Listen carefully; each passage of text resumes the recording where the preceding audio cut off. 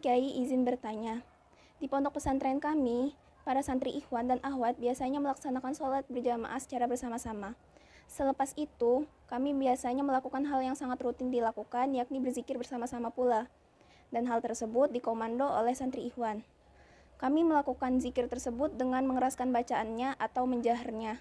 Yang menjadi pertanyaan saya adalah, bagaimana pendapat Kiai tentang kebolehan mengeraskan suara dalam bacaan zikir? Syukron Kiai. Wassalamualaikum warahmatullahi wabarakatuh.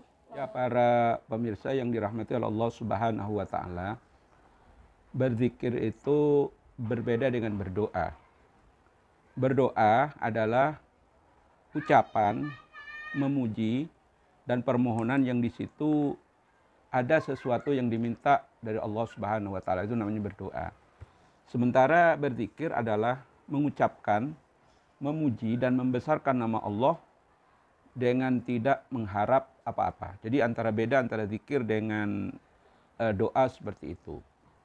Berkaitan dengan zikir ini, ada satu hadis yang diriwayatkan oleh Imam Muslim yang bersumber dari Abi Musa al-Asy'ari. Abi Musa al-Asy'ari qala, kunna ma'an Nabi sallallahu alaihi wasallam fi safarin.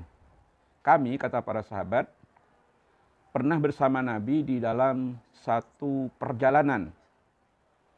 Faja'alan nasu yajharuna bit-takbir.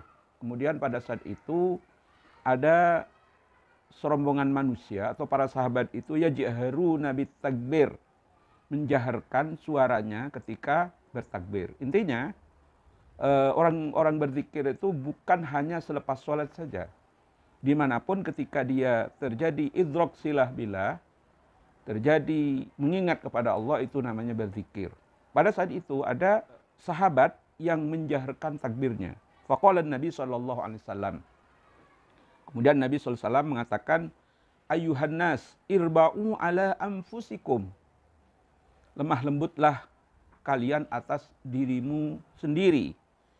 Innakum laisa tad'u asamma wala ghaiban. Karena sesungguhnya kalian ini tidak menyeru, tidak memanggil kepada yang tuli dan gaib. Innakum tad'una sami'an qariban wa huwa ma'akum. Sesungguhnya kalian ini memanggil kepada zat yang maha mendengar lagi maha dekat. Wa huwa ma'akum, dan dia sedang bersamamu. Hadis ini diriwayatkan oleh Imam Muslim. Jadi intinya dalam hadis ini Rasul melarang untuk menjaharkan zikir. Kemudian ada hadis lain yang bersumber dari Ibnu Abbas yang diriwayatkan oleh Imam Bukhari. An Ibnu Abbas annahu akhbara anna rafa'as sauti bidzikri hina yansarifun nasu minal maktubati kana ala ahdin Nabi sallallahu alaihi wasallam.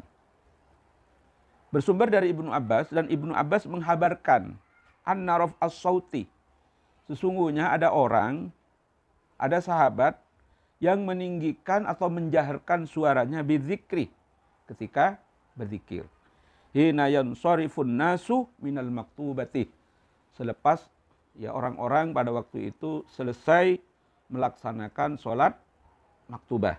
Kana ala ahdin Nabi, dan pada saat itu terjadi masih ada Nabi Shallallahu Alaihi Wasallam.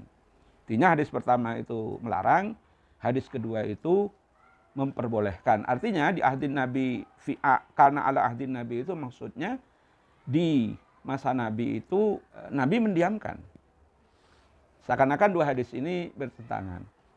Ya, bagaimana thoriqul jam'inya? Dalam ilmu mustalahul hadis ada namanya thoriqul jam'i. Bagaimana memadukan antara satu hadis dengan hadis yang lain yang seakan-akan bertentangan. Intinya thoriqul jam'inya itu hendaknya ketika berzikir itu memang selayaknya adalah dengan suara sir.